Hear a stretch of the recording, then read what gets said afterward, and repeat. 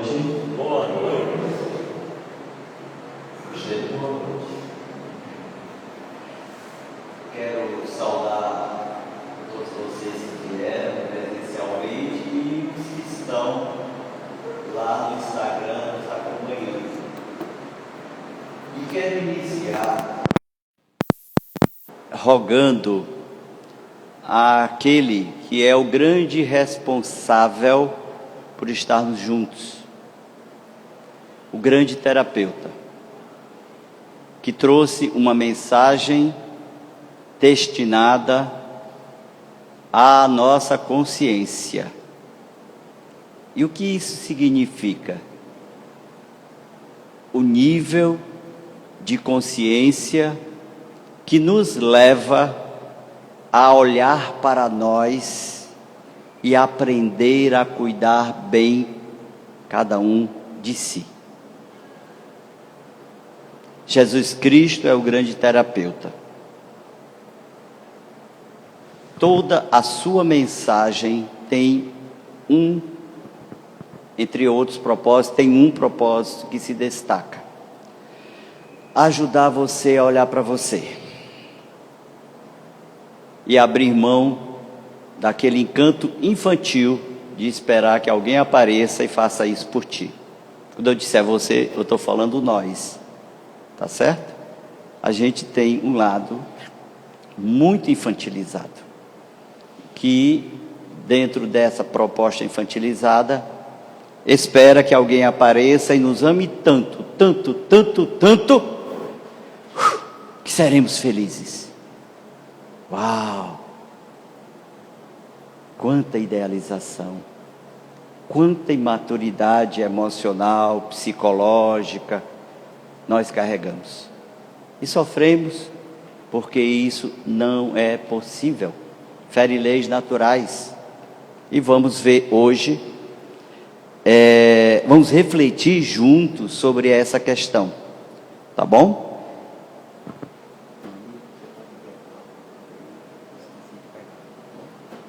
Bom, ajuda-te e o céu te ajudará. A força das verdades aprendidas. Tem muita coisa boa aqui para a gente ver. Vamos lá. Deixa eu ajeitar aqui. Eu esqueci o meu passador. Quais são os principais objetivos desse nosso encontro, dessa nossa reflexão? Eu destaco 2.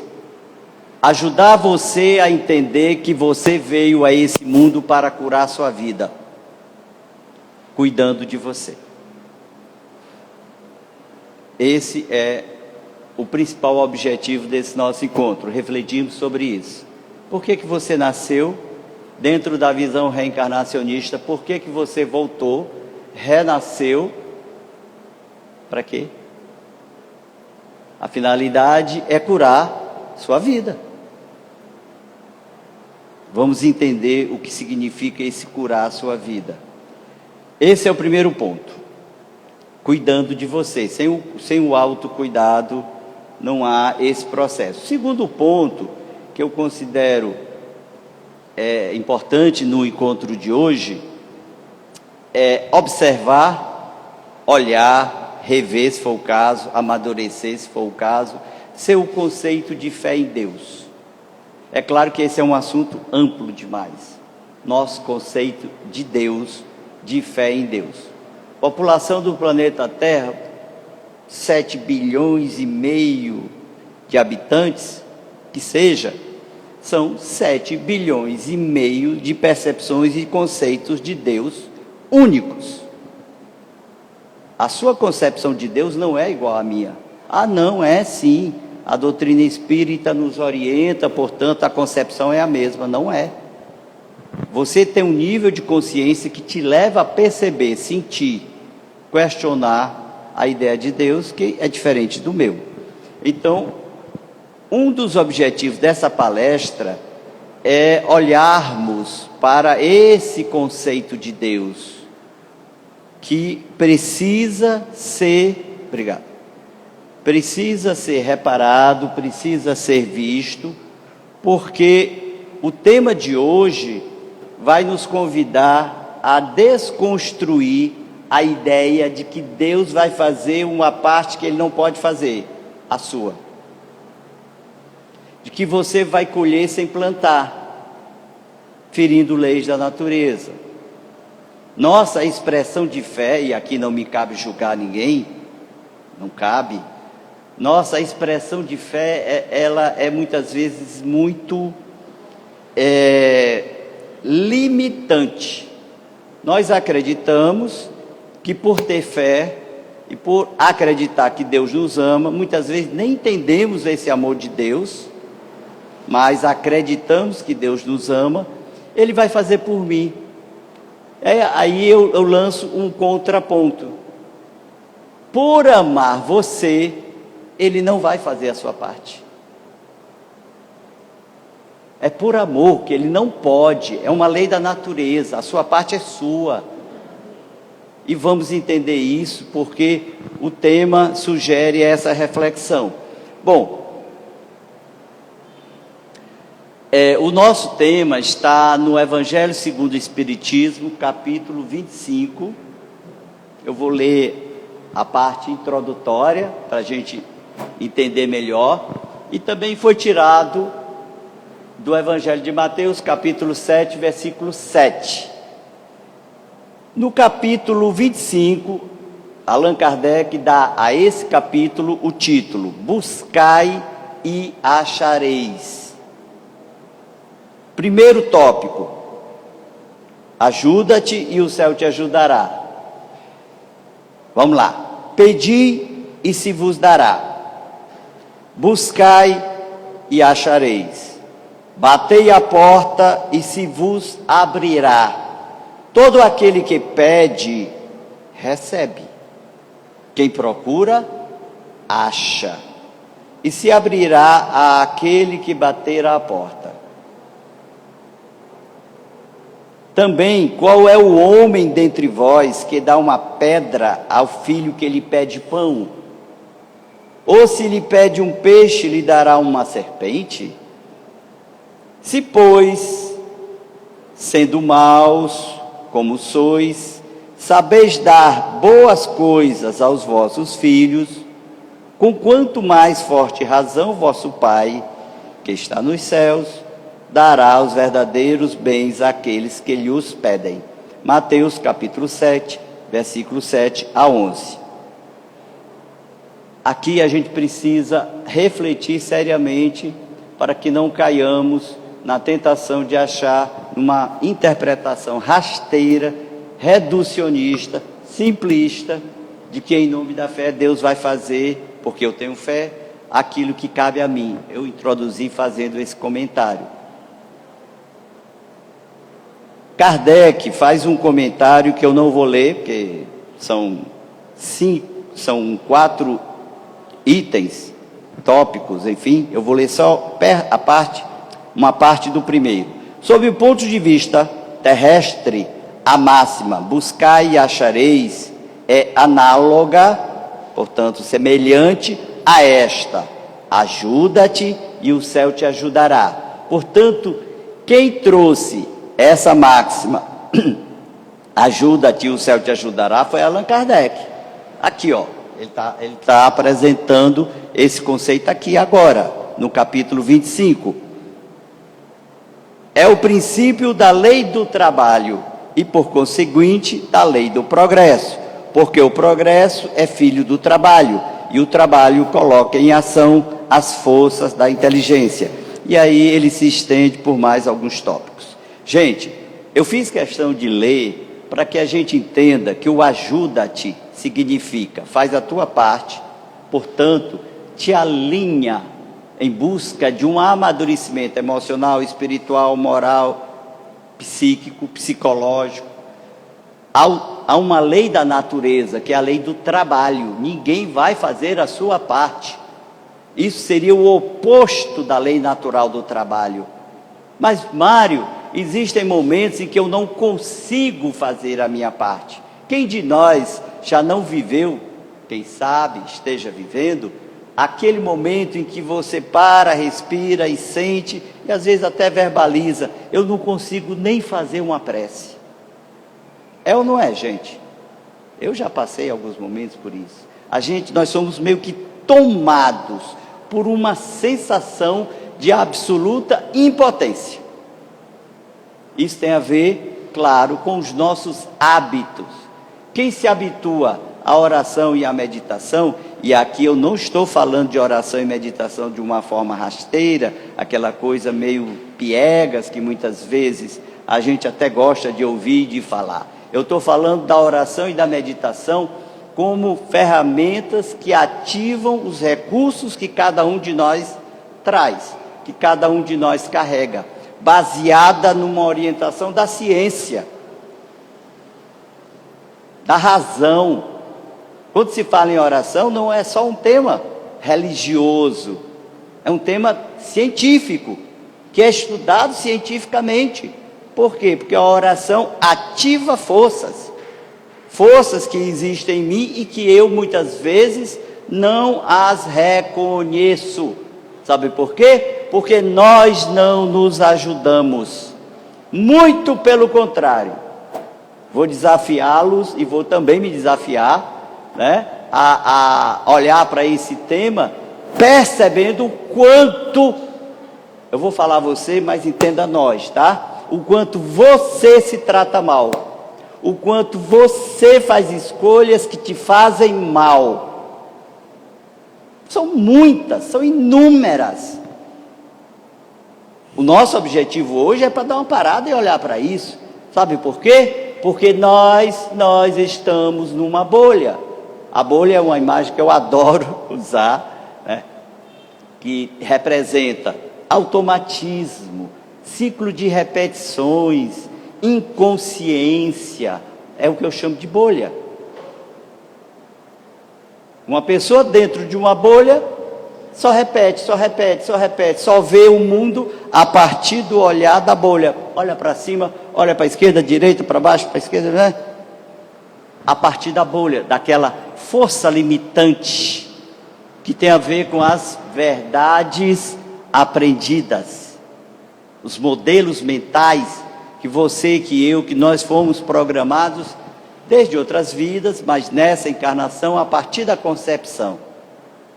Você recebe informações, você enquanto feto, espírito ligado a um embrião, que se desenvolve sob o impulso energético do espírito reencarnante. Naquele momento você já está sendo programado, já está recebendo informações da mamãe. O inconsciente da criança ou do espírito reencarnante, aberto, ligado, sem escala, direto ao inconsciente de mamãe. Um programa está sendo instalado, informações estão sendo captadas. O parto, o primeiro ano, decisivo. Primeira infância, segunda infância, terceira infância, adolescência. Ou seja, estamos sendo programados. Você hoje é fruto de um programa que está instalado no seu subconsciente. Estou trazendo alguma novidade? De alguma forma a maioria já entende isso. Mas, por estarmos dentro desse programa, portanto, de uma bolha, a gente não para se observar. E aí, como nosso nível de consciência é restrito, é limitado, porque a bolha limita, imagina um ciclo de repetição, em que a gente não se observa, a gente só sente, não sabe por que sente, aí entram as verdades, as crenças ou modelos mentais que são aprendidos, a gente só sente, e não sabe por que sente. Vamos já ver isso, tá bom? E aí vem a repetição, e hoje estamos nós, esperando que Deus faça a nossa parte. Eu vou ao centro espírita, vou à igreja evangélica, enfim, vou à religião, ou vou buscar terapias, vou buscar o psicólogo, o terapeuta, para me ajudar. Ótimo, faça esse investimento, faz bem. Eu vou buscar terapias holísticas, ok, faça, perfeito. Mas nunca esqueça que tudo isso tem um propósito: ajudar você a olhar para você, cuidar de você. Eu não conheço outra alternativa. Deus não vai fazer sua parte. É chato a gente ouvir isso. Imagino que seja, né? Então, ajuda-te. Então, vamos lá. O texto diz: pede e recebereis. Ou seja, para receber, peça, tá? Busca e ache. Para achar, procure. A porta se abre se você bater. Ah, Maria, então é só pedir e receber. Não. Aqui ele está colocando que há uma condição: ou você faz sua parte ou as coisas não acontecem. Eu vou provar isso, vou buscar provar isso, que possamos sair daqui, como é a proposta do nosso debate, olhando para você e começar a refletir que você reencarnou para aprender a cuidar de você. Mário, e o amor ao próximo? O amor ao próximo é consequência natural de quem se ama. O amor ao próximo, quando é vivido por alguém que busca amar-se, respeitar-se, acolher-se, ele não está sujeito a melindres que fazem com que a gente abandone as tarefas, por exemplo, da casa espírita. Eu estou dentro do movimento espírita desde a época da minha adolescência, já falei isso aqui. Assumi o papel do meu pai, muito jovem, 17 anos, está dirigindo centro espírita, gente, olha aí. Eu não coloco isso como um orgulho, eu sou o tal. Não, muito pelo contrário, coloco isso como um grande peso. Foi um fardo. Isso foi um fardo para mim. Mas hoje, eu olhando para essa história e curando toda a minha história, porque isso me custou caro, curando a minha história, eu olho e já consigo agradecer por essa condição, por essa situação. Ok? Vamos lá, vamos avançar. Ajuda-te, vamos falar sobre o ajuda-te. Já que nós já estamos refletindo que a ajuda de Deus está muito condicionada à forma como nós nos tratamos. Espero que esteja fazendo sentido para você. Vamos lá. Você se trata bem ou se trata mal?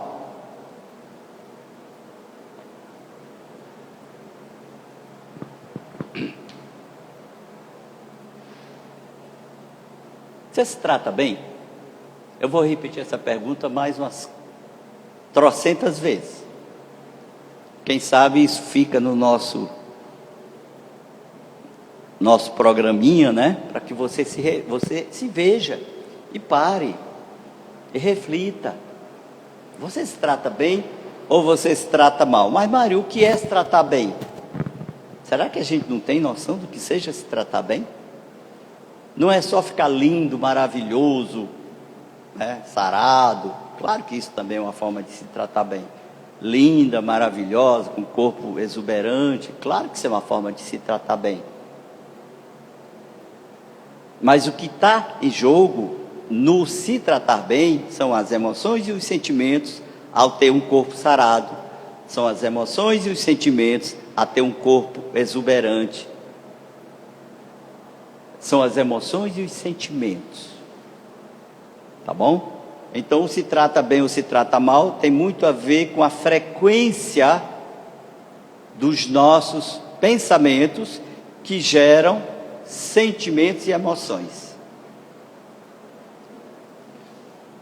Vamos lá. Abrir logo tudo. Você se trata bem ou se trata mal? Algumas reflexões sobre esse tema. O se tratar bem ou se tratar mal, gente, é uma infinidade de questões. São questões assim variadas, muitas. Desde a relação com o corpo, desde a questão espiritual, desde a relação afetiva, desde as relações familiares, desde o olhar para os nossos pais.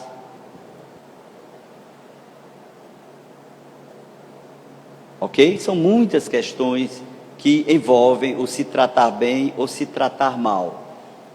Pensamentos automáticos de ódio, queixas e lamentação. Não vou pedir para levantar a mão, não. Fiquei tentado. Levante a mão. Quem não vive isso? Não vou pedir.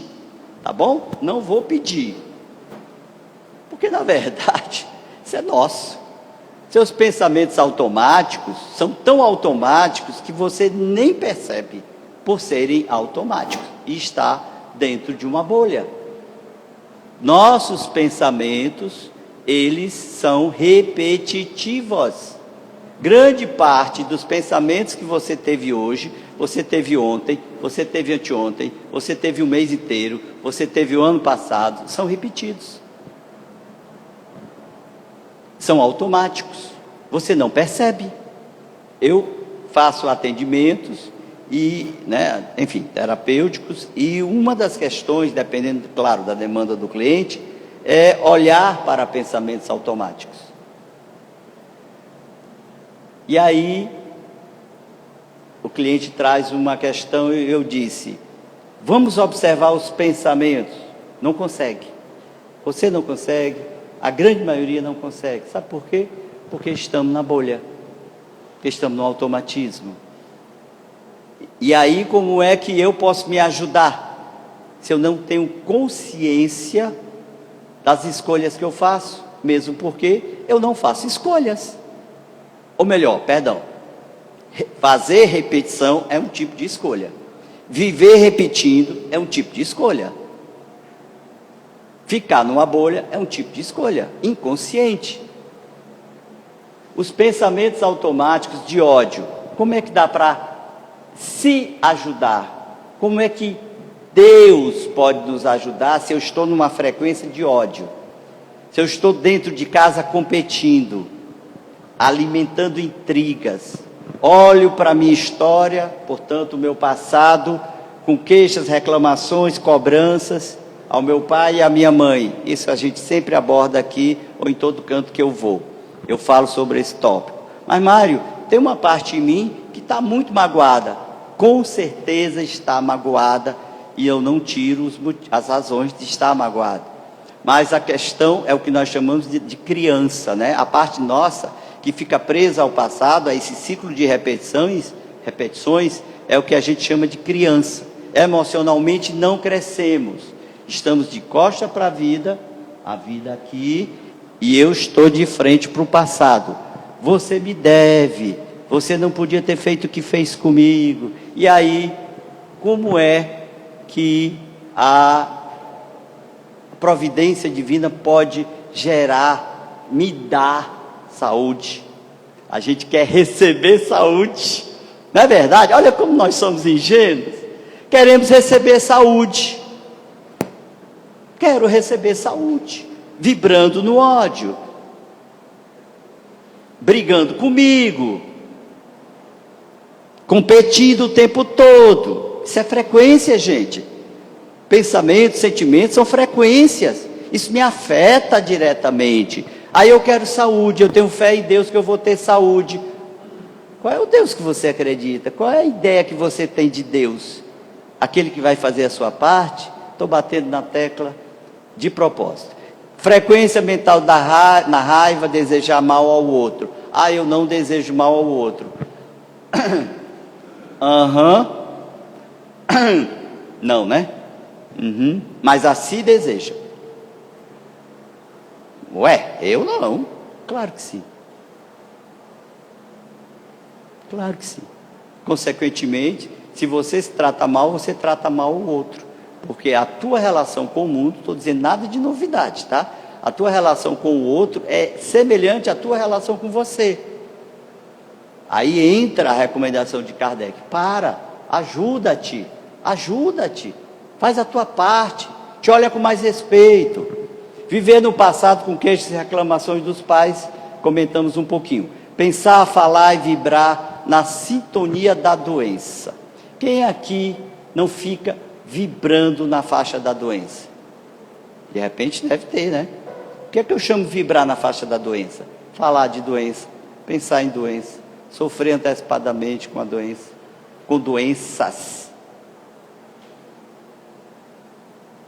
Gente, o ajuda-te é olhar para isso, é se auto-perceber sem culpa. Você não precisa carregar culpa.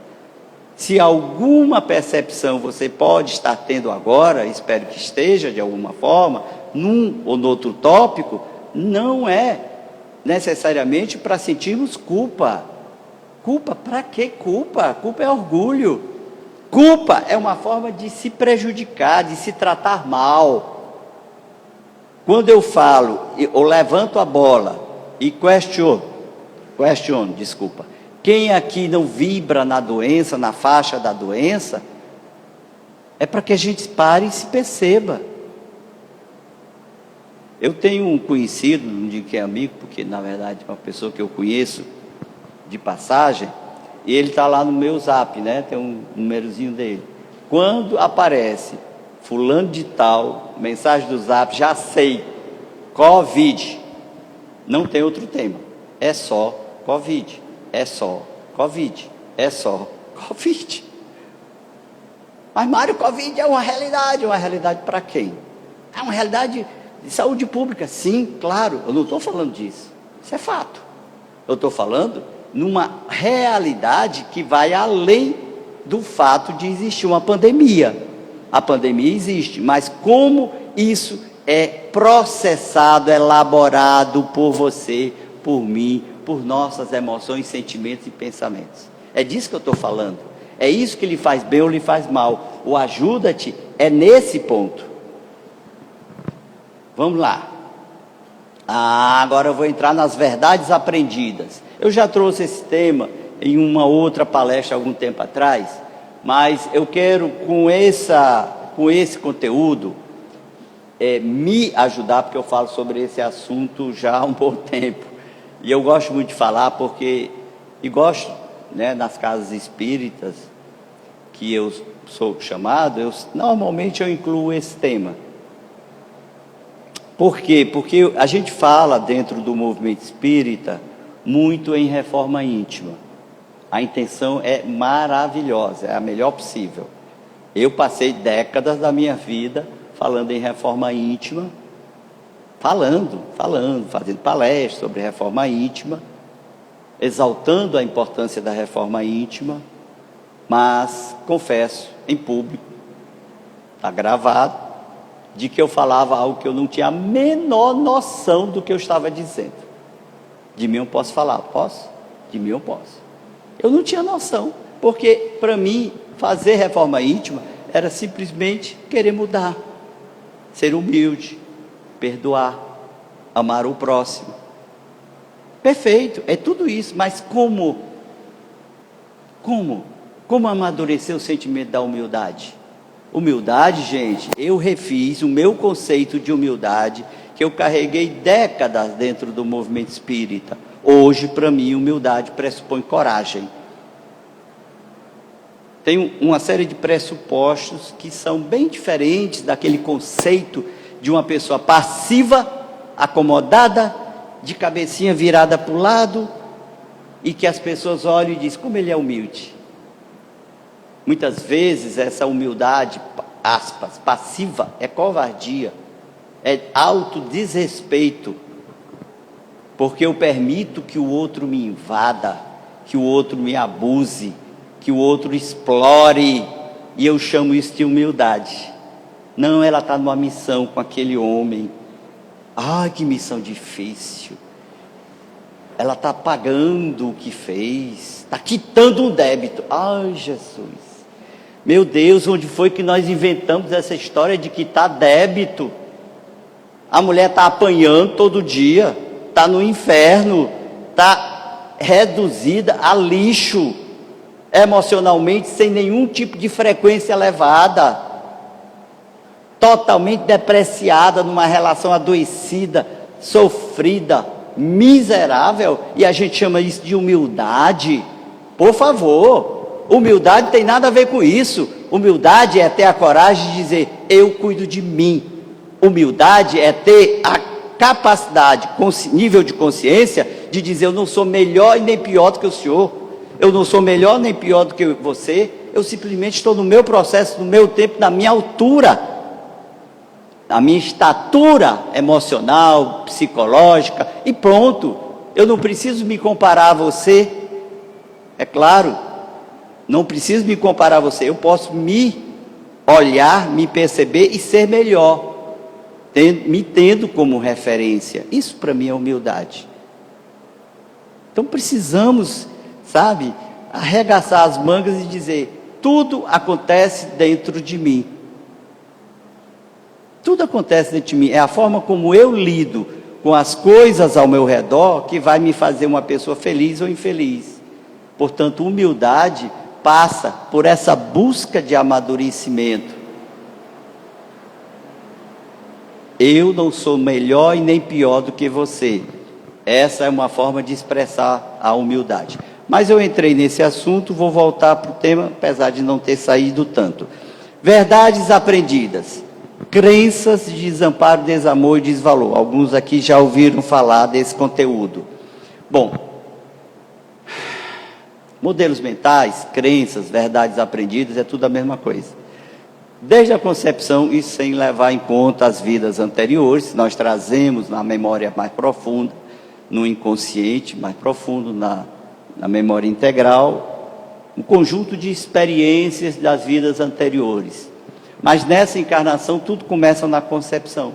A partir dali, já falei isso há minutos atrás, uma série de informações esse espírito reencarnante absorve. Como é que foi a gestação? Quais eram os sentimentos de mamãe? Como papai reagiu quando soube que mamãe estava grávida? Comemorou, festejou, celebrou, reclamou, brigou. Você é uma irresponsável. Engravidou. Você pensa que a criança não está percebendo? Você acredita nisso? Ela está percebendo. São informações que entram numa determinada frequência que o ser absorve. Ah, Mário, mas ela nem tem consciência. Claro que tem consciência. Não tem uma consciência cognitiva, com o cérebro, com os pensamentos elaborados. Mas a nível energético está sendo feito o registro. Como é que foi essa gestação? Mamãe e papai, como foi esse relacionamento? Isso entra no campo do desamparo. Isso entra no campo do desamor. Claro, varia de caso a caso.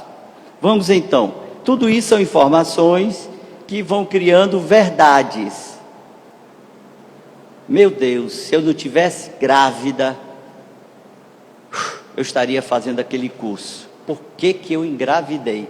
Em outras palavras, ô serzinho, você é um intruso, você atrapalhou minha vida. Você atrapalhou minha vida. Ele capta, o serzinho. Capta.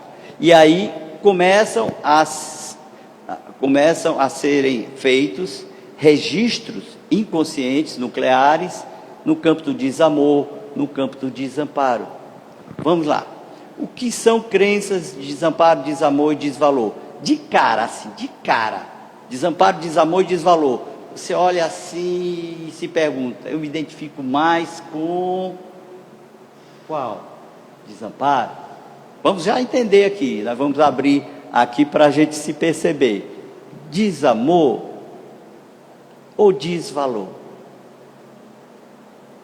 Mário, qual é o objetivo? É a gente sair daqui pior? Não, é você sair daqui consciente de que você está numa bolha e que essas forças estão atuando em você. Quem sabe você faça alguma coisa por você.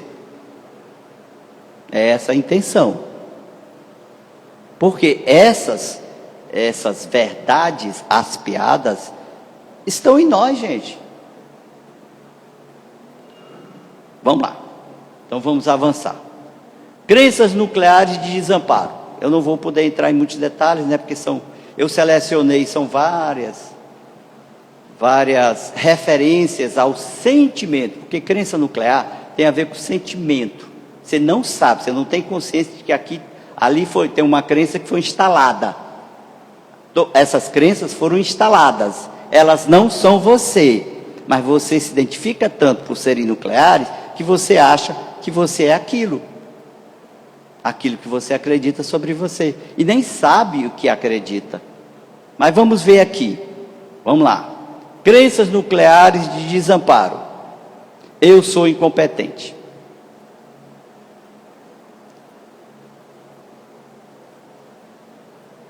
Eu não estou dizendo que todos nós temos essa sensação, mas todos nós, muitas vezes, não lidamos bem com o erro, o medo do julgamento. Muitas vezes a crença de desamparo nessa área da incompetência é tão severa, que eu preciso mostrar para você que eu sou melhor do que todos. No viés compensatório, eu vou para um outro extremo. A crença está lá, pulsando. Eu estou sempre insatisfeito comigo, ó, porque eu me sinto incompetente. Os comentários, eu não vou poder fazer muitos. Eu não consigo fazer nada direito. Quem de nós não sente isso? Aquela história, quem nunca, né? Não, Maria, eu não sinto isso não. Ok. Se observe. Eu não estou aqui para lhe convencer que você sente tudo isso que eu vou mostrar, não. Eu só estou propondo que você, humildemente, exercitando o mínimo de maturidade emocional, baseada nessa humildade, você pare e se olhe com respeito. Você não é melhor nem pior do que absolutamente ninguém. Mas só quem busca essa maturidade de olhar para si com respeito é capaz de promover mudanças. Fora isso, é bolha, ciclo de repetição, vitimização, lamentação, e aí, como é que nós esperamos que Deus faça a parte dele? Deus faz a parte dele através de nós. Sabe por quê? Porque a parte de Deus, ela ocorre de dentro para fora. Muitas vezes a gente acha que vem de fora para dentro. Não é de fora para dentro, é de dentro para fora. Ajuda-te e o céu te ajudará. O céu te ajudará é de dentro para fora.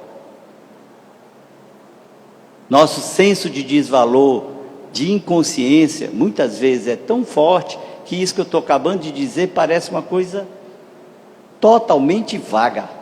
Opa, então comece a olhar. Quem disse isso foi o grande terapeuta.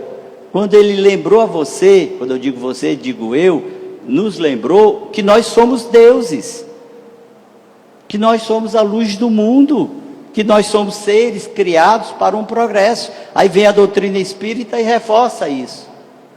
E a gente se trata como doente, como vítima, como um coitado. E aí quer que o céu faça a parte dele. O céu é uma figura, é uma imagem, é uma alegoria que representa a força espiritual, o universo, a vida, Deus, bondade, providência, os amigos benfeitores. Mas, Mário, os amigos benfeitores podem nos ajudar. Se eu oro, eles nos ajudam. Sim, estão sempre ajudando, mas eles não vão poder também fazer a parte deles, porque eles são mensageiros de uma ordem maior. Quantos relatos de pessoas que pedem ajuda, a assistência espiritual se aproxima e não há uma brecha de flexibilidade. A pessoa endurecida no ódio, endurecida na culpa, endurecida na raiva, e quer que os amigos espirituais ajudem. Não conseguem. Percebem isso, gente? Estou dizendo alguma coisa que a gente não saiba? Não consegue, porque ajuda não é pegar na minha mão e fazer o que eu preciso fazer. Não, ajuda é no campo do pensamento, é no seu sentimento. Flexibilidade, olhe para você, solta as armas. Você não está aqui para brigar com o mundo. Brigamos com o mundo quando brigamos conosco. E sempre procuramos um culpado. Aí entramos no papel da vítima e queremos que o céu nos ajude. É impossível. Não é difícil, é impossível. Não consigo fazer nada direito. Vamos avançar. Eu sou fraco e vítima. Não, eu sou o tal. Esse eu sou o tal é o viés compensatório do eu sou fraco. Eu me acho frágil. E aí eu preciso provar para todo mundo que eu sou forte, poderoso. O tal. Isso ocorre demais, tá? Eu sou um perdedor. Aí entram as benditas comparações. Desde criancinha nós somos comparados. A adolescência, então, comparação é o que acontece. Nossa juventude, as redes sociais estão aí. É um grande jogo de comparações, de competições. E a ideia de perdedor nos leva a brigar para provar ao outro que eu sou aquilo que eu quero que o outro acredite que eu seja. Aí eu me comparo. E quando me comparo, apanho que é uma beleza. Ou então preciso criar a ideia, preciso acreditar que sou melhor. Olha quanta imaturidade, quanto sofrimento emocional. Estou sem saída, sem comentários. Sou um fracasso. Tem gente que realmente abre a boca e diz, eu sou um fracasso. Pelo menos está entrando em contato com a dor. E quando vamos para o viés compensatório, a gente não percebe que muitas vezes essa sensação existe. Não estou dizendo que exista sempre, porque isso aqui é algo muito delicado, afeta a autoestima de forma muito cruel. Desamor. Quem aqui vive crenças de desamor? Olha aqui, gente. Eu sou incapaz de ser amado. Quem de nós já não sentiu isso? Aí existem vários mecanismos para lidar com isso, que a gente vai criando. Eu sou incapaz de ser amado. Vamos avançar. Eu não sou atraente. O mercado da beleza, da estética, não entra em crise. E aqui eu não estou criticando quem investe muito em beleza e estética, pelo amor de Deus, não estou dizendo isso. Porque muitas vezes a crença de desamor é tão severa. Eu tenho uma cliente, uma moça, 20 e poucos anos, linda. E o que a motivou a buscar apoio terapêutico? Ela se sentia horrível, feia. Os homens se aproximam de mim, só aí ela entrou nos detalhes. Eu sofro com isso, mas ao mesmo tempo estimula. Está errado nem certo. Numa abordagem terapêutica não existe certo nem errado. A questão é, ele faz sofrer? Faz. Então é algo para você repensar. Do ponto de vista moral não tem certo nem errado. Tá bom? E qual é normalmente a fonte desse sofrimento? Lá na infância, a criança recebeu uma mensagenzinha através de várias, inúmeras maneiras. Eu não amo você, você não merece ser amada, você não é boa o suficiente para ser amada por mamãe e por papai. Para você ser amada por mim, você tem que ser do jeito que eu quero. Não existe dor maior para uma criança do que a dor da rejeição. E ela percebe isso, muito rápido. Então ela começa a se adaptar às exigências de mamãe, de papai, família, escola, religião, para se sentir amada. Não passar pela experiência mais dolorosa que uma criança vive, a dor da rejeição, que a gente carrega para a vida, né? Levamos para o resto da vida. O resto não, desde que você procure um apoio, um processo de cura. Por isso que eu disse, você está aqui para se curar. Ninguém se preocupa comigo. Está muito ligado ao desamparo, né? Ninguém me ama, ninguém me quer, né? Não tem isso? Eu ouvi falar que tem isso, tá, gente? Eu ouvi falar, não sei. Eu com certeza seria abandonado. Isso é dor, isso é cruel. Eu tenho uma outra cliente que é essa criança, essa moça, ela descreveu que aos 8 anos, ela tinha tanto medo que os pais viviam em pé de guerra, ela tinha um medo tão visceral de ser abandonada, que ela olhava e via guerra, né? Aí a gente espera que o céu nos ajude. A criança está sendo programada, amor é isso, vai levar para a vida. Como hoje, ela está vivendo isso e está em busca de cura. Mas ela conta uma experiência que me chocou. Chocou é força de expressão. ela, aos 8 anos de idade, ela disse: Mário, eu nunca contei isso para ninguém. Aos 8 anos de idade estava só com a mãe em casa, e a mãe pediu para ela comprar o pão numa padaria a menos de um quarteirão, uma quadra da casa dela. E ela foi olhando para trás. Ela foi olhando para trás. Ela chegou na padaria, ela não entrou. Ela ficou olhando para o portão da casa dela, esperando que a mãe dela fosse embora e a abandonasse. Hã? Como assim? Mário, não faz o menor sentido. Para a criança faz. Ela que sabe o que é que viveu. E vai recebendo informações. Então, crenças de desamor. Hoje ela é linda. Hoje ela namora com um rapaz que ela, em terapia, percebeu que o escolheu para namorar com ela, porque na faculdade muitos queriam namorar com ela, um rapaz feio e desajeitado. E ela descobriu em processo que o que está por trás disso? Eu corro menos risco de ser abandonado. Porque se eu vou namorar com fulaninho, com cicrano, que são lindos, o risco de ser abandonado, é muito maior, né? Então eu vou ficar com o feinho mesmo, e ela gosta muito dele, enfim, estão vivendo, e ela está buscando essa consciência para se curar. Tá bom? Crenças nucleares de desvalor. Vocês percebem que aqui é assunto, né? Vocês estão se percebendo em algum desses tópicos? Esses tópicos não fui eu quem criei. Isso é do livro, é um livro de ciência, né, da terapia cognitiva comportamental. Tá bom? Crenças de desvalor. Quem aqui não sente sensações de desvalor? Duvida, Eudó. Como eu costumo dizer, você não veio de Saturno? Veio de Saturno? Como é lá em Saturno? Saturno não tem essas coisas, né? Aí fica calado. Mas aqui na Terra, isso existe. Tá bom? Então vamos lá. Eu sou insuportável. Quem de nós já não se sentiu insuportável? Quem de nós já não se sentiu na infância um estorvo? Insuportável, chato, intruso. Essas programações estão conosco. Será que aqui ou acolá você não se sente insuportável? Aqui e acolá eu preciso que ele reconheça meu valor, eu preciso ser validado por você, eu preciso ser validado por você, eu preciso que você me reconheça, ou seja, vou sofrer.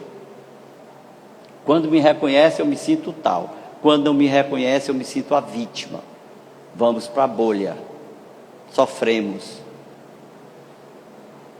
Eu sempre falo, para não deixar de falar, né, porque eu sempre falo, aqui em qualquer lugar, o livro que fala sobre a criança emocional. O amor não é um jogo de criança, que eu tenho em PDF, e uma das missões que eu trago nesse planeta é divulgar esse livro, porque ele me ajudou a ver a vida de uma forma totalmente diferente, quando eu olhei e percebi que dentro de mim existe uma criança, uma parte que não cresceu emocionalmente, que vivia de frente para o passado e de costa para o futuro, para a vida. Futuro não, para a vida, para o hoje. E aí essa criança, ela só quer uma coisa: receber. Ela só quer receber. Ela só quer ser reconhecida. Eu sou incompetente e inútil. Olha o incompetente de novo. Tem várias formas dessa sensação de incompetência atuar. Eu sou imoral, pecador.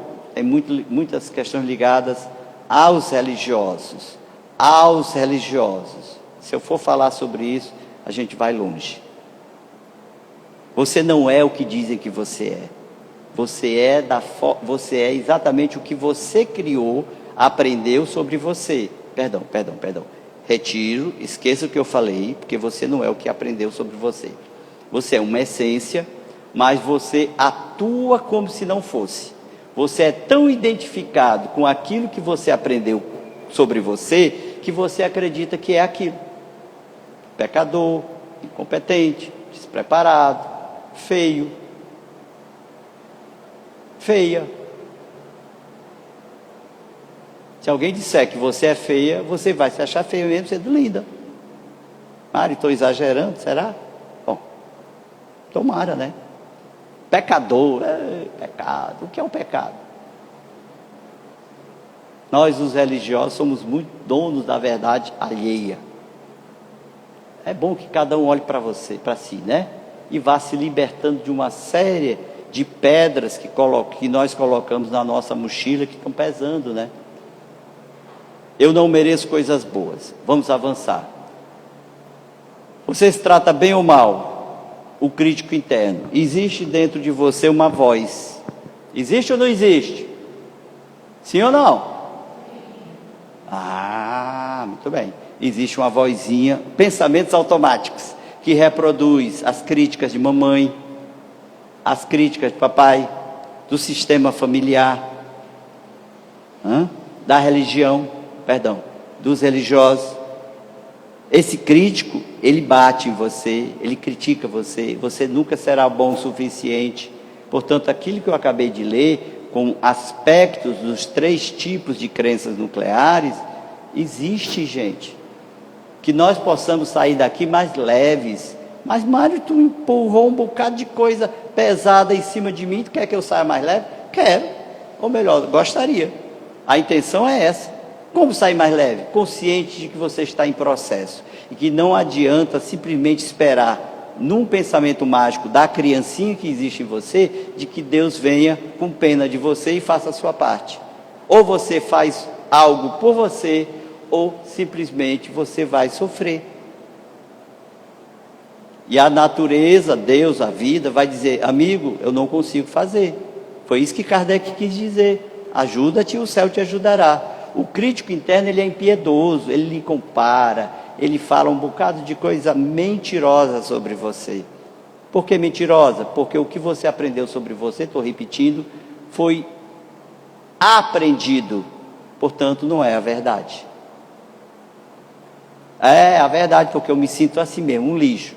Ok, você acredita porque se identifica e tem pacto com quem lhe ensinou, mamãe, papai, sistema. Aí você acredita, mas você não é. Você é uma essência divina, superior. E se você quer entender isso, resgate-se, cuidando-se. Eu vou pular essa parte, porque isso aqui exige um pensamento mais elaborado. Como o céu te ajuda? Nós vimos, ajuda-te. Se você se trata mal, se você carrega um monte de pedra na mochila, penduricalhos em formas de verdades aprendidas, que não são verdadeiras, como é que você vai se ajudar e como é que o céu pode te ajudar? André Luiz, no livro ou é Missionários da Luz, ou é Nos Domínios da Mediunidade, ele, como desencarnado, estudioso, ele descreve o ambiente de uma câmara de passes, um ambiente espiritual. Quem tiver interesse, leia Nos Domínios da Mediunidade, você vai entender o que é que acontece numa reunião mediúnica e numa câmara de passes, que são vários capítulos descrevendo essas situações. E aí está lá André Luiz com o seu instrutor, se não me engano, o Aulus, e o dirigente espiritual daquele serviço de magnetismo. Quando um ajudante se aproxima do dirigente e diz: Senhor, chegou aqui um caso de 10ª vez, o que nós vamos fazer com ele? E o mentor disse: não alivie as dores dele, que ele saia do jeitinho que ele entrou. Aí André Luiz não entendeu. Mas o que é? Como não ajudar? Como não socorrer? Ele disse: esse senhor, aí descreveu um pouco as características dele, ou seja, ele quer ajuda espiritual, mas ele não se ajuda. Recorrentemente, durante 10 semanas, ele voltava com as mesmas dores, bacilos, germes espirituais em algumas partes do corpo, gerados pelo temperamento arredio, temperamento descompensado, pelo excesso de álcool, por uma série de escolhas emocionais, temperamento, e quer que exatamente chegue lá, os espíritos aliviem e pronto. 10 vezes, 10 semanas, agora não alivia. Deixa ele sair do jeitinho que ele chegou. Está errado? Gente, nossa visão de Deus é muito ingênua muitas vezes. Acreditamos que Deus vai fazer a nossa parte. A providência divina, ela nos socorre porque ela sabe das nossas limitações. Então, muitas das dores que a gente se impõe, que nós geramos em nós, servem como dores que doem, sendo redundante de propósito, como motivos de reflexão, de dar uma parada. A vida fica de cabeça para baixo, muitas vezes a nível emocional, psicológico, um grande emaranhado. Será que isso foi imposto por alguém? Eu sou vítima? Não, eu fiz escolhas, eu participei daquele momento desagradável. Então o ajuda-te e o céu te ajudará querido, querida, para e se olha. Conta com a misericórdia de Deus, mas por favor, amadurece, cuida bem de você. Eu quero encerrar lembrando que tudo isso que eu falei tem a ver com essas máximas. Tudo acontece dentro de você. A leitura que você faz dos fatos é sua. Tem a ver com aquelas crenças, tem a ver com autorrespeito. É o princípio da autorresponsabilidade. Eu nunca, hipótese nenhuma, sou vítima. Sou 100% responsável por mim. Não entenda como culpado. Tem nada a ver com culpa. Culpa é orgulho. E é uma forma de autodestruição, né? Se coloque como referência de sua vida. E para encerrar, se colocar como referência da sua vida é um desafio, porque normalmente a referência é ele, né? Ele que vai me fazer feliz, é ele que me faz infeliz, é ela, foi ela, com as atitudes dela, que me fez infeliz. Eu estou assim por causa dela. Cresce, ser humano, cresce. Não é assim que funciona. Eu estou falando para mim, não é assim que funciona. Esse sentimento é meu e tudo acontece dentro de mim. Eu posso ressignificá-lo e fazer um processo de transformação ou ressignificação, desde que eu me olhe como referência. A vida te trata como você se trata. Isso resume tudo. Você vai receber mais daquilo que você se dá. Vai. Lamentação, mais motivos para sofrimento e lamentação. Gratidão, você vibra numa frequência, nem falei sobre o assunto, mas fica para outra oportunidade, que você vai ter, não é que Deus vai de fora para dentro te dar, é de dentro para fora. A vida te trata como você se trata. Por quê? Porque você é vida. Isso não vem de fora para dentro, vem de dentro para dentro. É você com você. É você com você. É você com você. Ao longo dos milênios, nós, os religiosos, e alguns com estratégias declaradas de poder temporal, de poder sobre seu pensamento, sobre suas ideias, pregou a ideia de que Deus está lá e você aqui. Deus é todo amor e justiça e você é um pecador. Jesus Cristo não disse isso, mas os religiosos em nome dele dizem. Uma estratégia de poder, como quem diz, para você sair do seu pecado miserável, como se isso fosse verdade, não é, você precisa passar por mim. Eu te levo lá. Passe por mim e faça o que eu mando, que aí você recebe. É uma grande enganação. Sabe por quê? Porque acabou o tempo dos gurus. Como isso faz falta, né? A gente precisa acreditar que alguém vai me salvar. Não vai, não pode, porque não está no teu sentimento, não está na tua emoção, não está dentro de você. Porque o que te faz feliz ou infeliz é o que você sente. Portanto, a vida te trata como você se trata, porque você é vida. Nasceu, vida, e vai viver sempre vida. Não tem morte. é você com você pela eternidade. Que boa notícia! Quer dizer que eu posso depender mais de mim? Essa é a mensagem. Trate-se bem, trate-se com respeito. E você vai depender menos, não estou falando de autossuficiência, longe disso, de aspectos que não dependem de você. Traga a sua felicidade naquilo que dependa de você. Aí sim, você está amadurecendo emocionalmente. Muito obrigado pela atenção. Que Deus nos dê coragem para bancar a própria vida.